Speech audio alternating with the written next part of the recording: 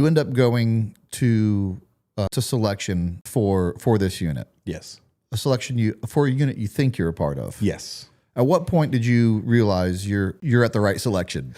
During one of my CI interviews. So when I showed up, so it's about a 5-week selection, but the first week of it is sort of an administrative week. You're getting polygraphed every single day. You have multiple interviews with CI. You do your PT test, and they do this so they can screen out everybody, and it's at a different location than the selection is. So that way, everything is, if someone fails at any point, they can never trace back through any sort of means to even know where the unit may be located and things like that. So during that, I brought 2 books because we were told that you would have some time to read.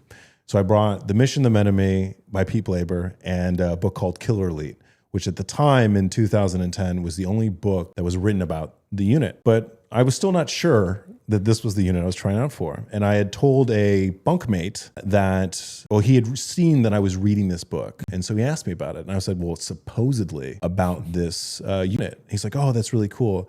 So he goes off to his CI interview, and I, about 3 hours later, went to the second CI interview I had of that day. And I sit down, and after a few kind of just random questions, he asks me very directly, he's like, so you'd like to read? And I was like, yeah, I like to read. He's like, did you bring any books with you? I was like, I brought some books. He's like, what books did you bring? It's like, oh, The Mission, the Men of Me, and this other book. He's like, but what's this other book? And right then I knew that the guy I had talked to obviously ran his mouth. And that guy actually did not pass selection, by the way. So, snitches get stitches get stitches. Snitches get unselected. Exactly. And so then I, very calmly, I was just like, well, supposedly, or no, he asked me, so what's that book about? And I go, well, supposedly it's about this unit, and I very much emphasize supposedly. Right.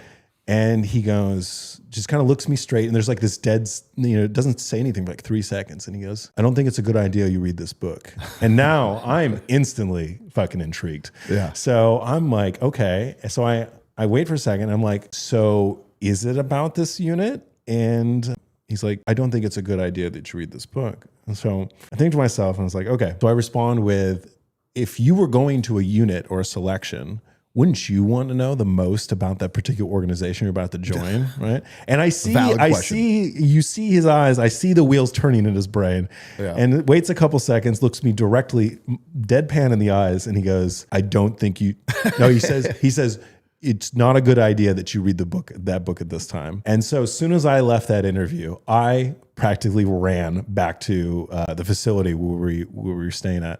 I picked up that book and I was about halfway through it. And I'm a slow reader, so I've never read a book so fast. It's clearly something in this book he doesn't want me to know. Exactly. But when I was finished, I threw this book down. I was fucking pissed because there was nothing in this book about selection. And still to this day, one of the driest fucking reads that I've ever read in my entire life. I will never get those 3 hours back in my life. It's funny you mentioned that. And people ask me sometimes, you should write a book. It was a dry read because it was probably fairly accurate. Yeah. Just don't get me wrong. There's definitely a few fun things that I could talk about, but for the most part, people just don't understand how dull it can be sometimes. Yeah. So I went to this country and I hung out in a hangar for a really long time waiting for a mission to go off. Yeah. 95, 99% of the time, we're just waiting around to do things. And you know what? I'll even take it like one step further. Like, compare your job compared to mine, right? There are that 1 to 5% of your time is kind of sexy. Well, I can tell you from an intelligence operative sort of like life, even when we're in that 1 to 5%, it's not sexy.